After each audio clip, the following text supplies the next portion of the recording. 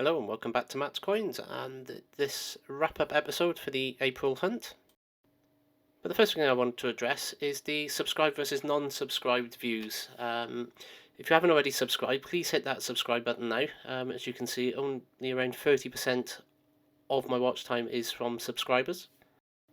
And I also want to share a couple of websites. I'll put them down in the description, but these two particular websites, Halfpenny Varieties and Penny Varieties website, have a wealth of information as well as pictures on some of the varieties we'll talk about during this video.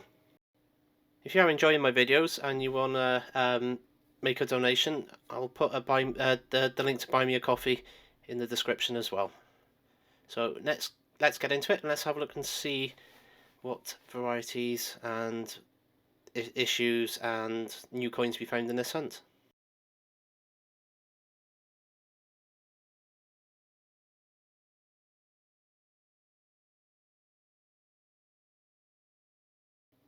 So, first coin to look at is this 1908 penny. There are 3 obverses and 2 reverses for this particular date. You've got obverse 1, obverse 1 star, obverse 2, reverse C and reverse D. This is obverse 1 star plus reverse C. So the first indication that it's reverse C is looking at the position of the 1. It's above a tooth. If it was reverse D, it would be to a gap. I won't go into detail on the other 2 obverses now, but for obverse 1 star, you're looking at the positions really of the eye in int and the eye in imp. The eye in int should be to a gap and the eye of imp should be to a tooth. I've kept on the screen as well the other factors such as the more parallel GR and the space between Brit and Om.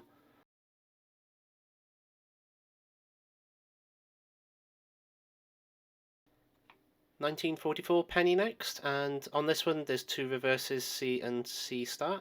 The differences are around the positioning of the 4 in relation to the wave above.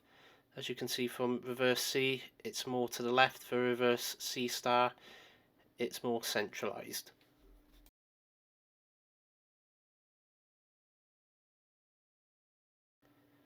Okay, for the 1937 penny we got 2 obverses, obverse 1, obverse 2. For obverse 1, the eye of imp is slightly to the left of a tooth, and for obverse 2 it is slightly to the right. Also look at the colon dots, one is more central than the other. And for the reverse A, you're looking for the C level line to sort of intersect a tooth, and for reverse B, the C level line is just above a tooth. That's pretty nice and simple to identify the reverses on that one.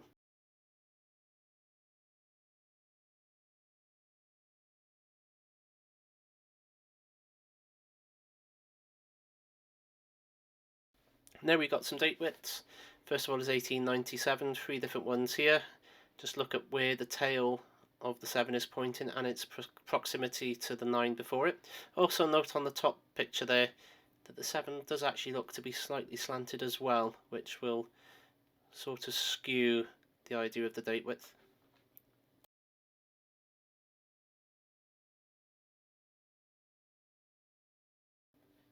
$1907 penny again. This is a pretty nightmarish year. We got 3 different date widths on the screen, and there's several different styles of 9s and several different styles of 7s, all contributing to give many varieties. I've just shown here the 3 different date widths. I'm not worrying about styles of 9 and styles of 7 on this particular coin.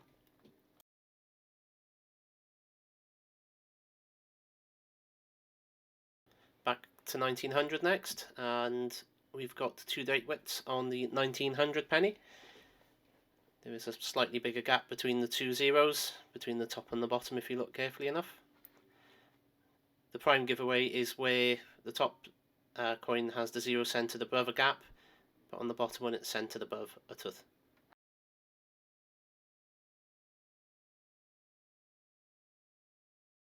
$18.99, same again, 3 different width varieties, all down to where that tail of the 9 is actually pointing.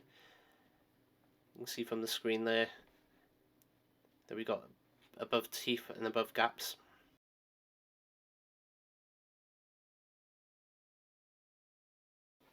A halfpenny this time, 1954.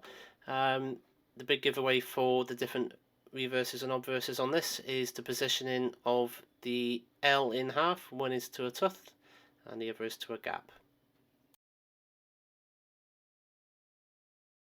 There were several other varieties found during the hunt, various different 1913s, the 1915 recessed here as well as the 1916 one, the 1921 Obverse 2 and Obverse 3, and of course my all-time favourite, the 1957 Cam and Rough Sea varieties. I've not included them in the pictures as they're well covered in previous videos.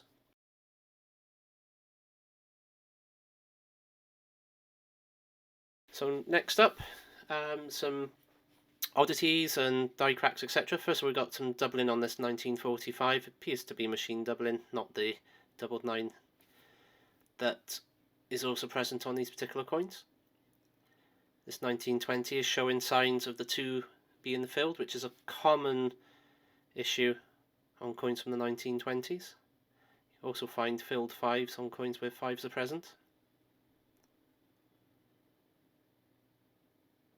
This is a 1946 penny. We got a slight die crack on the N, or from the I to the N in Ind.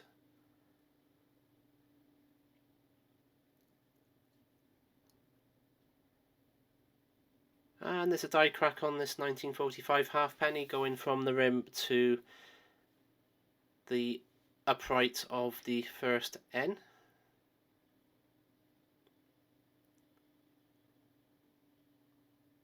$1945 halfpenny here. We got a die crack coming in from the left of the 9 straight through to the 4, and then from the bottom of the 4 out to the rim. Another crack from the rim down to the N on this 1948 halfpenny.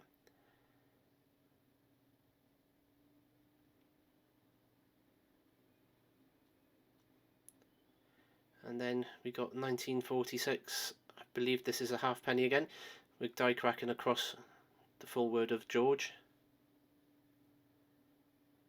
This is a 1919 penny now, and you can see the crack coming down to the left of the first 9 there.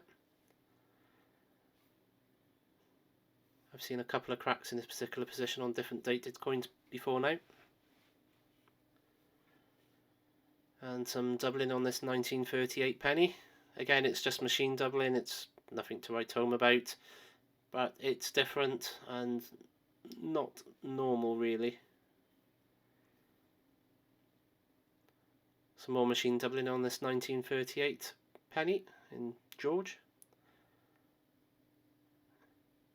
Again, just being shown because it is different to normal.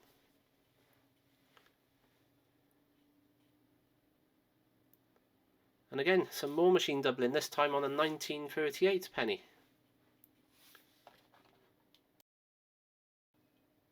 And the last one of this particular section, another 1938 penny, again showing all the signs of machine doubling.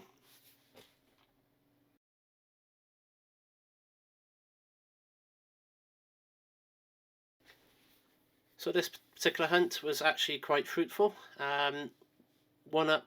Two upgrades and one addition to the album. The 64 UK penny and the New Zealand halfpenny were both upgrades for me. The Australian 1959 penny, that was a nice addition to the collection.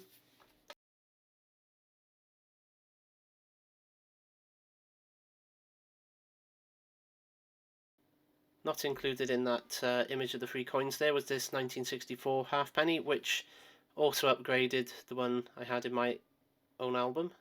So 4 coins in total, 1 addition, 3 upgrades. You know, it's what I'm here to do, look for these better coins, and you know, if I can do this with every hunt, then I'll be a happy chappy.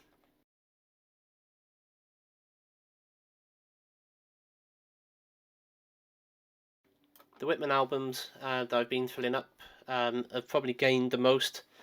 There's 9 halfpennies there that have been, I think there was 1 addition and then 8 upgraded coins, including the, was it 63, 65, 66?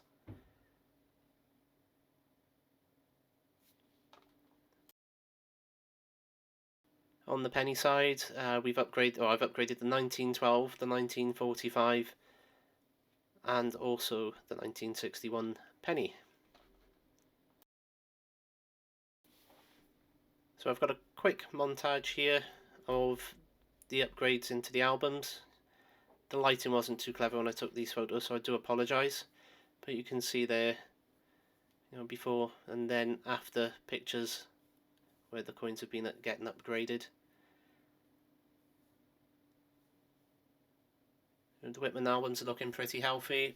At this point, we're only waiting for 3 coins from between 1880 and 1967, that being the 1919 KN, the 1950 and the 1951.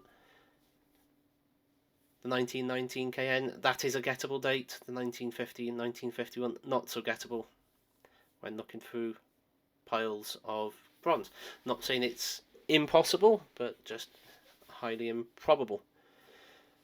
But at this point, I'd like to say, my continued thanks for watching my videos. Again, if you've not subscribed, hit the subscribe button, hit that notification button. There is another bronze hunt to come after this one now, which hopefully will produce some more goodies. So on that note, I'd like to say thank you for watching. See you on the next one.